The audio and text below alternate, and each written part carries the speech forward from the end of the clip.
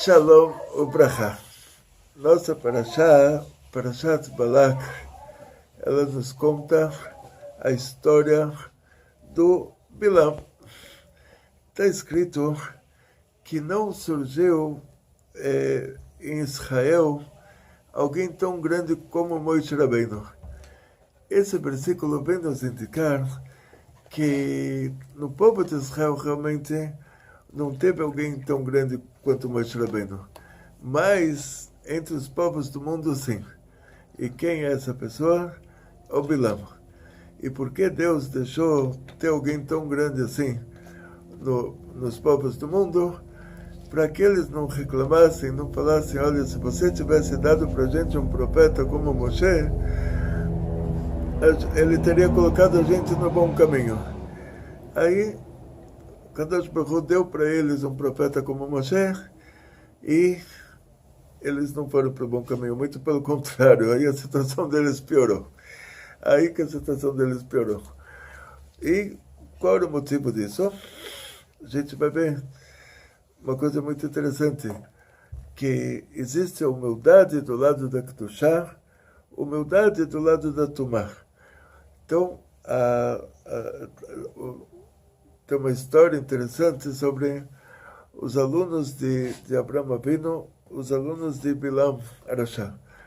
Os alunos de Abraham Avinu, ele fala: quem sou eu para não fazer uma mitzvah? Quem sou eu para não estudar a Torá? Quem sou eu para não cumprir as mitzvot, para não cumprir os mandamentos divinos? Os alunos do Bilam é a humildade da impureza. Ele fala: quem sou eu para cumprir uma mitzvah? Quem sou eu para fazer uma coisa boa? Então, mesmo que o Bilam ele era um profeta, mas ele era do lado ruim. Ele era do lado impuro. Mas mesmo assim, Deus revelou para ele coisas como a brachá que Deus transformou, a clalá, a maldição dele em bênção. Então essa bênção era uma revelação divina verdadeira, quer dizer, do lado da Kedushá, do lado bom. Ele era um profeta do mal, só que Deus revelou para ele coisas do lado bom. O que quer dizer que ele era um profeta do mal? Lá em cima, nas Sefirot, tem a Chesed e tem a Gvura. Então imagina uma mãe julgando o comportamento do filho. Ela pode falar: coitadinho, é uma criança pequena. Tudo que ele faz, ela pode falar isso. Ele é uma criancinha pequenininha, o que eu quero dele? Tem lá em Israel, tiveram muitos escândalos, um atrás do outro, de professoras, assistentes de jardim da infância, isso nos últimos tempos, que elas bateram nos nenés e lá teve uma repercussão assim, de passeatas em todas as cidades, por causa que a professora do jardim da infância bateu na criança pequena. E o que os pais falaram? Que ela não sabe que ela é uma criança pequena? Como pode ser que ela não está vendo que ela é uma criança pequena? Então, lá em cima, quando nós somos julgados, quando está regendo, quando está revelada a Sefirá, que é chamada de Chesed, aí nós somos julgados dessa maneira. Nós somos crianças pequenas. Então, se julgarem a gente pelo lado ruim, aí que vai ser muito grave. Porque nós somos simplesmente crianças pequenas. Então aquela professora deu uns tapas numa criança e foi presa. Porque ela não está vendo que ela é uma criança pequena. Então, da mesma maneira, quando a Chesed está revelada lá em cima, nós somos julgados dessa maneira, como se fôssemos crianças pequenas. Quando a Gvurá está revelada lá em cima, aí é o contrário. Aí nós somos julgados ao fio da espada. É assim, nós somos julgados ao fio da espada. Vou contar para vocês uma história. Toda sexta-feira à noite, quando a gente volta da sinagoga e a gente faz o Kiddush, nós cantamos Shalom Aleichem antes do Kiddush. Está escrito que 2 anjos acompanham a gente até em casa. Um anjo bom e um anjo ruim. Diz o Zohar que não é bem um anjo ruim do lado da Sitra Achara, do lado impuro. É o Malach Gabriel, que esse Malach Gabriel, ele é um anjo do lado bom, mas do lado da Gvurah. E tem o Malach Michael, que é o anjo do lado bom, mas do lado da Chesed. Então, o que acontece na prática, que se a pessoa preparou o Shabbat da maneira correta, está a mesa pronta, velas acesas, aí o Malach Michael, o anjo bom, ele fala, eu quero, no próximo Shabbat vai ser igual. Você vai ter todo esse dinheiro para comprar todas essas coisas e preparar um Shabbat tão bonito. E o anjo que aqui é chamado de anjo ruim, o Malach Gabriel, não é que ele é um anjo do lado impuro, não é que ele é um anjo ruim, ele é do lado puro. Mas por que ele é chamado de anjo ruim, que ele é obrigado a falar amém? Porque vocês vão ver no outro caso, quando é o contrário, que a pessoa não preparou o Shabbat, e aí chega sexta-feira à noite, e esses dois anjos chegam na casa dele, esse Malach Gabriel, ele falou, quero que esse cara quebre a cara para aprender. Aprender, como se fala, na marra. Então, tipo assim, Deus me livre. Então, isso é Gvurah. Quer dizer que aquele anjo, mesmo sendo um anjo do lado puro, ele deseja para a pessoa que a pessoa sofra para aprender por meio dos sofrimentos. Então, o que acontece é que a Gvurah lá em cima é isso. A Gvurah lá em cima, quando nós somos julgados por meio da Gvurah, ninguém escapa. Ninguém escapa, porque quando está revelada essa esfera da Gvurah, nenhum de nós escaparia de um julgamento que fosse feito nesse instante. Então, por causa disso, o Bilam ele conseguia matar pessoas com a maldição dele. Ele sabia em que instante era revelada essa esfera da Gvurah, que ela só rege em um mínimo instante, mas ele sabia em que instante essa esfera da Gvurah está regendo, e ele começava a maldição dele nesse exato instante. Então, na hora que ele sabia, começou lá em cima, um instantezinho de nada, começou a esfera da Gvurah reger, e é só aquele instantezinho de nada que ela vai reger, ele começava a maldição, o que ele falava na hora recaía sobre a pessoa, porque nessa hora que a esfera da Gvurah está regendo, ninguém escapa do julgamento. Então, o que acontece? Por causa disso, o que a gente aprende aqui da nossa Parashá, é super, hiper proibido a pessoa falar sobre alguém, falar, eu quero que esse cara se exploda, eu quero que esse cara se ferre, eu quero que esse cara morra, eu quero que ele desapareça, porque na hora que você fala isso, se naquela hora você, infelizmente, sem querer, você acertou que essa esfera da Gvurah estava regendo, aí depois não adianta se arrepender do que você falou, que acabou, aquela pessoa vai acontecer para ele o que você falou. Por isso que a gente nunca, absolutamente nunca deve falar coisas ruins. E o Bilam era isso que ele conseguia fazer, quer dizer, ele não tinha poderes mágicos de fazer alguém morrer. Mas ele conseguia descobrir lá em cima que horas que essa esfera terrestre se revelava e ele amaldiçoava as pessoas naquela hora. Então, a gente aprende aqui do Bilam, primeira coisa, nunca falar uma coisa ruim sobre ninguém. Outro detalhe, é assim, sendo que o Bilam, mesmo sendo profeta porque Deus revelava para ele certas coisas que nós tínhamos essa necessidade. Não é que Deus revelou para ele porque ele é um profeta de verdade, assim. Deus revelou por meio dele certas coisas para chegar até nós. Então, como nós sabemos, todos os acontecimentos da Torá, desde da descida para o Egito até a saída do Egito, tudo que aconteceu no deserto, até o fechamento do Sefer Torah, do Pentateuco, até Moshe Rabbeinu escrever todo o pergaminho da Torá, tudo isso aconteceu na presença de todo o nosso povo. Cada acontecimento lá, a entrega da Torá aconteceu na presença do povo inteiro. Por isso que quando os cristãos falam que, olha, Deus se reuniu lá com um grupinho de 10 pessoas e mudou tudo, aí a gente fala, não, se Deus quisesse mudar alguma coisa por motivos de honestidade, Deus teria que reunir o povo inteiro de novo e falar para o povo inteiro, olha, aqui vai ser acrescentado alguma coisa.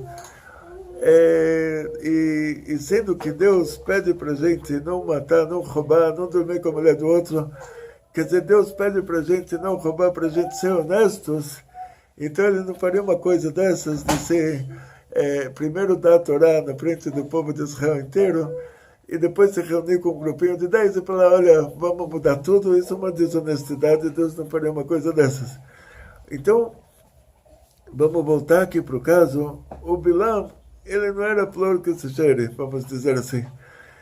Mas Deus quis dar umas certas profecias para ele, para mostrar para todos os povos, olha, vocês tinham um profeta, e mesmo assim, no lugar de vocês melhorarem, vocês pioraram. E no caso do Bilam, a gente vai ver um detalhe importante, onde se revela o fato dele ser um profeta do lado impuro, que quando a gente fala sobre humildade, o que é humildade? Então, tem dois tipos de humildade. Tem a humildade de Moshe Rabbeinu, era dizer, quem sou eu para não cumprir os mandamentos divinos? E a humildade do Bilam era dizer, quem sou eu para cumprir os mandamentos divinos? Quer dizer, eu não estou nesse nível que eu vou cumprir Torah Mitzvot. Então, a mesma coisa, a mesma humildade, ela pode ser vista de dois ângulos opostos, do ângulo da Kedushá, do ângulo da Tumá. O que Deus fez nessa ocasião, sendo que o Bilam, ele conseguia descobrir qual era o minuto exato, por causa desse nível dele, ele sabia o minuto exato que a Sferat HaGvurá se rebelava, e ele podia começar a maldição dele naquele minuto exato. Deus fez com que essa Sferat HaGvurá não se rebelasse durante todo o tempo que o Bilam estava querendo amaldiçoar o nosso povo. Agora a gente vai para o outro extremo. Então o Bilam, ele viu, ele sabia, ele não era bobo, ele viu que ele tentou amaldiçoar o nosso povo e não conseguiu. Então ele viu que a Sferat HaGvurá não estava se rebelando mais. E o ódio dele pelo nosso povo era tão grande, mas tão grande, que agora ele resolve dar um conselho para o Balak. Ele fala, olha, não consegui amaldiçoar esse povo, Deus trocou a maldição por bênção. Na hora que ele ia amaldiçoar o povo, Deus fez um milagre e ele falou uma brachá. Então, ele deu um conselho para o Balak. Qual foi o conselho dele? Ele falou assim, sendo que a Sferat HaGvurá não está se rebelando mais, então agora a Chesed, da bondade lá em cima, a Sferat da bondade, do amor, ela está regendo o tempo todo. Então vamos tentar acabar com esse povo de outra maneira, de uma maneira que não seja por meio da Gvurá, por meio de amaldiçoar eles, de uma maneira que seja por meio da Chesed, que a Chesed está lá a todo vapor. E ele falou assim, que a Gvurá, ela limita a Chesed. Na hora que não tem Gvurá para limitar a Chesed se expande, a bondade divina, a bondade, a Sferat da bondade, ela se expande, e essa bondade, ela pode cair até o fundo do poço. Da mesma maneira que a Gvurá lá em cima pode virar um assassinato aqui embaixo, pode descer até o fundo do precipício, a Chesed lá em cima, ela pode descer também até o fundo do precipício e aqui embaixo ela virá um amor proibido. E que é um amor pela idolatria, um amor por uma mulher proibida. Então, o Bilam, ele deu esse conselho para o Balac, ele falou, olha, a Gvorá não se rebelou, não conseguiu amaldiçoar eles. No lugar disso, Deus ainda fez um milagre e deu uma bênção para eles no lugar de amaldiçoar. Então, vamos agora tentar outra tática, aproveitar que a Gvorá não está se rebelando e que a Hesed não tem agora nenhum impedimento. Então, vamos fazer um exército de mulheres, recrutar todas as jovens de Midian e de Moab, e a gente vai lá perto do acampamento do povo de Israel no deserto e começa a fazer um festival, o Woodstock do deserto do Sinai. Aí, quem vai participar desse festival? Quer dizer, o acampamento do povo de Israel vai estar um pouco distante, vai dar para ir a pé, mas as mulheres antigamente não saíam do acampamento, que fora do acampamento você tinha já cobras, escorpiões, você tinha perigos. Então as mulheres não iriam sair. Na hora que começasse uma música legal lá, as meninas iriam tocar tambores, e aí os velhos não iriam sair, porque eles não têm muita facilidade em andar. As mulheres não iriam sair. Quem iria sair para ver o que está acontecendo? Os homens jovens. E esse é o público-alvo deles. Então, cada menina levou a idolatria dela. Aquela idolatria se chamava Baal Peor. Baal Peor, assim, cada deus antigo se oferecia uma coisa diferente. Tinha o Mércules, que deve ser o Mercúrio. O Mércules, se você jogava uma pedra no Mércules, isso era o trabalho dele. Jogou uma pedra nele. Era uma estátua que ficava na encruzilhada, e na hora que você passava, você tinha que tacar uma pedra nela. Aí você estava servindo aquela estátua. Então, fazer a idolatria do Mércules seria jogar uma pedra nele e você está fazendo idolatria. Então, Baal Peor era uma estátua que o trabalho dele era fazer em cima dele o que você faz no banheiro. É para demonstrar que, olha, se até isso você tem que fazer em cima do seu Deus, quanto mais você pode matar, roubar, pode fazer tudo o que você quiser. Quer dizer, liberdade total. O pessoal quer ser livre, então aí pode matar, roubar, dormir com a mulher do outro, liberdade total. Você tem que fazer Pishenkaken, número 1, número 2, em cima da estátua. Então, quanto mais qualquer outra coisa. Essa era a idolatria de Midian.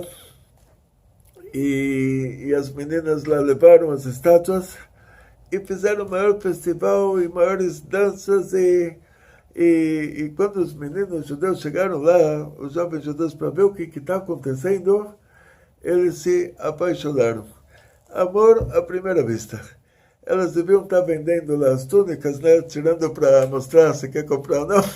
Então, alguma coisa lá elas fizeram para eles ficarem apaixonados. Não sei o que foi. Não estava lá, graças a Deus. Mas, na hora que eles ficaram apaixonados, eles falaram, você quer dormir comigo? Tem uma condição. Você vai ter que fazer o que você faz no banheiro, você vai ter que fazer em cima do meu Deus. E eles não viram isso com muita gravidade. Eles falaram, qual que é o problema? Isso para nós é um desprezo. Para nós fazer uma coisa dessas em cima da estátua, a gente não considera isso. É tipo, a pessoa entrar na igreja e falar, não considero entrar na igreja como se eu estivesse fazendo idolatria. Só que não é ele que determina, é Deus que determina. Sendo que o Rambam falou que cristianismo é idolatria. Então, não adianta eu falar, eu estou entrando lá, mas para mim eu não estou pensando em idolatria, não estou fazendo nada. O fato de entrar lá ele está participando de uma idolatria. Então, nesse caso também, não importa que para eles, fazer o que ele faz no banheiro em cima da estátua, para ele isso não é considerado idolatria. Esse era o jeito de servir aquele Deus, então na hora que ele fazia, lá em cima é considerado que ele fez idolatria. Idolatria pelo judaísmo a gente tem que morrer e não fazer. Então, eles não poderiam ter feito isso. Quer dizer, foi mais grave ter feito número 1, número 2 em cima do deusinho, do que depois a menina dormir com ele. Só que aí o que aconteceu? começou toda essa moda lá, os meninos fizeram lá o que as meninas pediram e levaram elas para casa, e o Bilam sabia que agora era a bomba atômica. Agora que fizeram idolatria, agora vão dormir com uma mulher que não é casada com eles e que nem tinha se convertido ao judaísmo, nem poderia se casar com eles por causa que a religião era outra. Aí o Bilam falou, agora é prato cheio para o próprio Deus parar de ajudar o povo de Israel, e eles, como se diz em português, a vaca foi pro brejo, né? Então, e eles acabarem por si só. Não vamos precisar fazer guerra, nada, só Deus parar de ajudar eles um segundo, aí eles próprios vão terminar. E foi isso que aconteceu. Na hora que começou essa moda de servir esse Baal Peor, fazer lá o que se faz no banheiro em cima daquele deusinho, e levar aquelas meninas que não eram casadas com eles, levar elas para casa e fazer com elas lá o que elas queriam que eles fizessem. Então Deus parou de ajudar o povo de Israel naquela hora e começou uma grande epidemia, e o Bilam estava lá festejando que ele conseguiu fazer o que ele queria, e ele achava que agora vai ser o fim do povo de Israel. Como eles falaram lá, era plano final, não sei como eles falaram, mas não vamos assim, escorregar muito para fora do assunto. O Bilam quase que conseguiu fazer isso.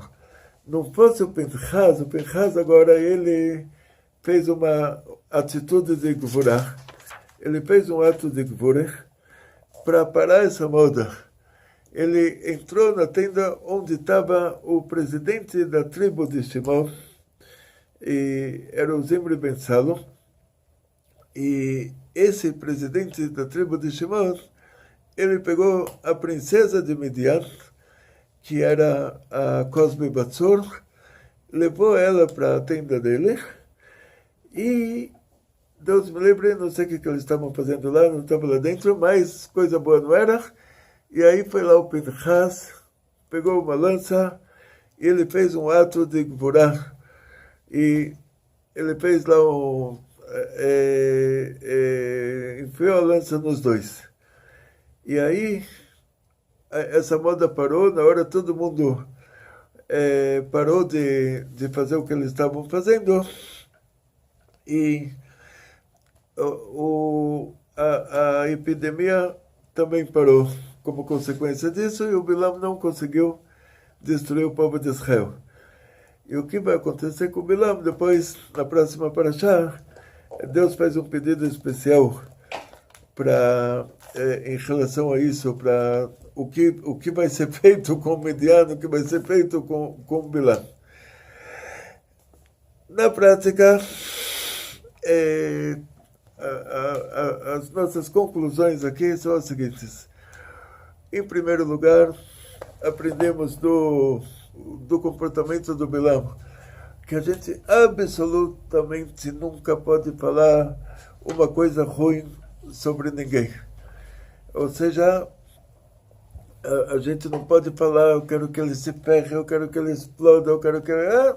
tem sinônimos aí de nunca, mas é proibido mesmo, porque se você acerta aquela hora que o Sfirat HaGvurah está regendo, que é um horário muito mínimo, mas Deus me livre se acertou, aí Chas v'Shalom. Então, tinha uma história com o Rabbi Meir, que ele realmente queria descobrir esse horário para... ele estava numa situação assim que ele precisava disso. Ele já colocaram ele num beco sem saída tão grande que ele queria descobrir esse horário e realmente dar uma de Bilam aí, fazer amaldiçoar pessoas que realmente mereceriam isso. E a esposa dele mostrou para ele um versículo na Torá que está escrito Itamo Hatai Minaretz. Então a Brura mostrou para ele Está escrito que os pecados têm que desaparecer da terra, então o Hatay Minaretz, o Reshai Madeina. E aí as pessoas ruins já não vão existir mais. O que quer dizer? Que na hora que o pecado desaparece, na hora que a coisa ruim, o comportamento ruim desaparece, essa pessoa ele deixa de ser uma pessoa ruim. Então ela falou, você tem que rezar, você não pode rezar para que eles morram. Não é bonito para um tzadik rezar para que o outro vai morrer, Deus me livre, ao contrário. Você tem que rezar para que eles façam tshuva, para que eles se arrependam do que eles fizeram de errado, para que eles parem de fazer coisa ruim. E aí ele ouviu a mulher dele, ouviu a Bruna, ele fez isso e deu certo. Por causa das rezas dele, aquelas pessoas ruins começaram a se comportar melhor e por causa disso eles deixaram de fazer as maldades que eles faziam. Por causa disso, eu aconselho, de vez em quando, dentro da família até, por causa que a intimidade é maior, aí também tem os dois lados, os dois extremos. Por causa que a intimidade é maior, o marido está disposto a morrer para salvar a vida da mulher, ninguém estaria disposto para morrer para salvar a vida dela, mas ele está. Ela está disposta para morrer, para salvar a vida dele, ninguém estaria disposto para morrer por ele, mas ela está. Por outro lado, na hora que eles brigam, ela é capaz de falar coisas para ele que ela não falaria para o marido da vizinha. E ele é capaz de falar coisas para ela que ele não falaria para a mulher do vizinho. Então tem os dois extremos. Por um lado, um está disposto a morrer pelo outro. Por outro lado, na hora que eles brigam, eles perdem o respeito que eles não perderiam por outras pessoas.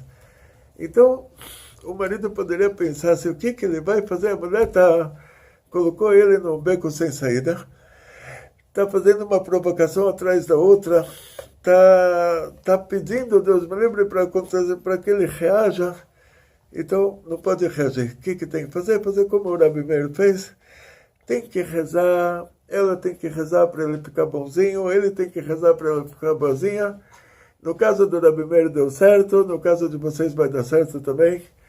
E a gente tem que aprender nunca, nunca, nunca falar uma coisa ruim, Chas v'Sholem, por mais que a pessoa se sinta no beco sem saída, se sinta na obrigação de se defender, a gente não pode levantar a voz, falar coisas ruins, sempre manter a calma e, junto com isso, rezar, pedir para Deus para mudar o nosso cônjuge para que ele se torne uma pessoa boa, para que ele trate bem a gente, para que ele pare de maltratar a gente, trate a gente bem, para que ele seja generoso, seja uma pessoa boa. A reza dá certo e não precisa falar uma coisa simples, preto no branco, que reza dá certo. Se reza não desse certo, Deus não pediria para a gente rezar. No caso do Rabi Meir deu certo, ela explicou para ele isso de um versículo, e esse versículo é verídico, então vamos sempre fazer assim. E só para terminar, com uma coisa boa, a gente vê as bênçãos do Bilam, ele cita, as bênçãos dele são muito profundas, porque elas são uma profecia que vai acontecer no futuro. E por que tinha que vir por meio do Bilam? Porque, assim, no futuro, algumas raízes de almas que hoje nesse mundo elas são representadas por certas pessoas, essas raízes de almas elas vão desaparecer. Então, a gente sabe que no futuro tudo vai ser puro, tudo vai ser bom, o lado ruim desaparece totalmente. Então, por exemplo, um leão e um tigre são animais impuros. Desde que eles nascem, você tem que guardar eles numa jaula, senão eles te comem. Um carneiro, uma vaca, são animais puros. Você pode deixar eles pastarem, eles não vão te comer. E de noite ainda vão voltar para dormir em casa. Hoje você pode ver, vai para um zoológico, você vê que os animais impuros, eles estão se extinguindo. O tigre está em extinção, o leão está em extinção, todos esses animais impuros que são o lado mais assim, os ursos mais grossos da impureza, está tudo em extinção. Eles não têm como parar essa extinção. Eles não conseguiram, tentaram de um jeito, tentaram do outro, tentaram criar tigres e leões e ursos, como eles criam vacas e carneiros, e não conseguiram. Quer dizer, eles não conseguiram parar. O mundo está se refinando por si só, a Geulah está se aproximando, por causa disso o mundo vai melhorando por si só. Então, está escrito que o profeta Ovadiah, o profeta Abadias, ele tinha se convertido, ele era de Edom. Edom é o país que agora nessa ocasião nosso povo tinha circundado. Edom eram os Bnei Esav, e o profeta Obadiah, ele fala a profecia do término do Edom. E por que essa profecia tem que ver por meio dele? Porque sendo que ele próprio é do Edom, da mesma maneira se faz o soro antiofídico com o próprio veneno da cobra, então a profecia do Edom tinha que vir por meio de alguém que se converteu do Edom. E o profeta Obadiah, o profeta Abadias, ele era um ger do Edom, ele falou a profecia do término do Edom. Então, sendo que essas profecias do Bilam, elas estão falando sobre a época do Mashiach, sobre muitas coisas ruins que vão desaparecer na época do Mashiach, inclusive pessoas ruins que vão desaparecer na época do Mashiach, raízes inteiras de povos que estão misturados com os outros povos por aí, que vão desaparecer, tipo todos aqueles tigres espirituais, leões espirituais, que hoje aparecem como seres humanos, tipo assim, pessoas que eles são tigres em forma humana, leões em forma humana, não sei como dizer isso, e a gente não sabe quem é quem, mas só Deus sabe. E o Bilam, ele falou essa profecia, tipo sendo que ele era o maior dos povos do mundo. A profecia das coisas que vão acontecer na época do Mashiach é que vão ser que muitas coisas ruins entre muitas pessoas desses povos do mundo, eles vão desaparecer e só vão sobrar as pessoas boazinhas, só vão sobrar as pessoas boas desses povos do mundo. Então, por isso essa profecia tinha que ser dita pelo Bilam. Por isso que Deus fez ele inverter. Que ele queria que a gente desaparecesse, ele inverteu agora e falou a profecia dele que certos povos vão desaparecer. Hoje todos os povos estão misturados. Hoje não se sabe mais quem é quem. Chegou desde a época antiga, veio o Sanherib e misturou os povos. Então, hoje você não tem como falar que povo é quem. Mas uma coisa é certa, o que ele queria fazer para a gente, ele falou na profecia dele, isso vai acontecer para aqueles povos que a essência deles está ligada ao lado impuro, como os animais impuros, e